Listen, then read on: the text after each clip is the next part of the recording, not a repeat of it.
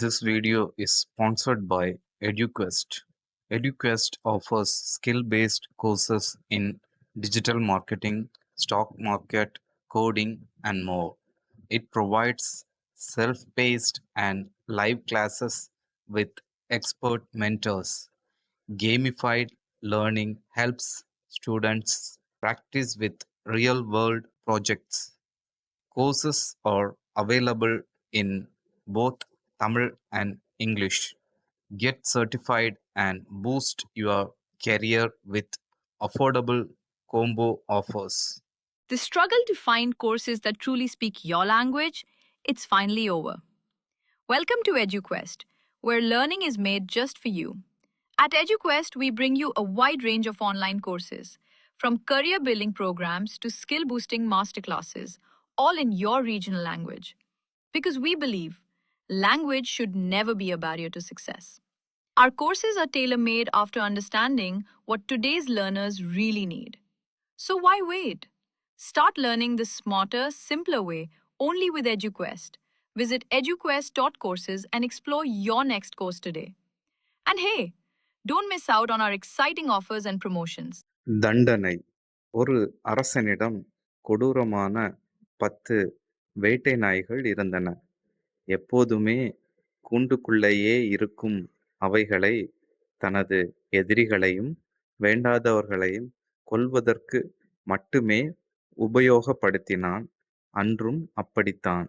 ஒரு சிறு தவறு செய்தார் என்ற கோபத்தில் தனது மந்திரியை கொல்ல முடிவு செய்து அந்த நாய்களிடம் தூக்கி எறிய உத்தரவிட்டான். மந்திரி அரசனை பார்த்து கவலையுடன் கேட்டார், 10 வருடங்கள் உங்களுக்கு உண்மையாய் சேவை செய்ததற்கு இதுதான் பலனா அரசே? பரவாயில்லை. தண்டனையை நிறைவேற்றும் முன் எனக்கு ஒரு 10 நாட்கள் மட்டும் அவகாசம் கொடுங்கள் அரசே. செய்ய வேண்டிய சில கடமைகள் இருக்கிறது.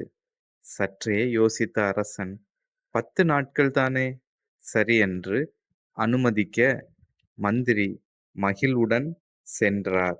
அடுத்த 10 நாட்களும் மந்திரி அந்த நாய்களை பராமரிப்பவருடன் சென்று அவைகளுடன் பழகலானார். முதலில் அவற்றுக்கு உணவு கொடுத்து, பிறகு அவற்றுடன் விளையாடி, அதை குளிப்பாட்டி, நாய்களுடனே சந்தோஷமாய் இருக்க ஆரம்பித்தார். 10 நாட்கள் முடிந்தது. அரசன் சொன்னபடி தனது தண்டனையை நிறைவேற்ற தயாரானான். சேவகர்களை அழைத்து மந்திரியை தூக்கி நாய்கள் இருக்கும் கூண்டுக்குள் எறிந்த அரசன் கண்ட காட்சியில் உறைந்து போனான்.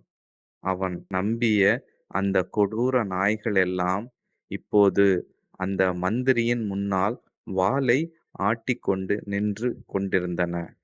இது எப்படி சாத்தியம்? அதிர்ந்து நின்ற அரசன் கேட்டதும் புன்னகையுடன் மந்திரி பதிலளித்தார், அரசே, கடந்த 10 நாட்களும் நான் இந்த நாய்களுடன் தான் இருந்தேன்.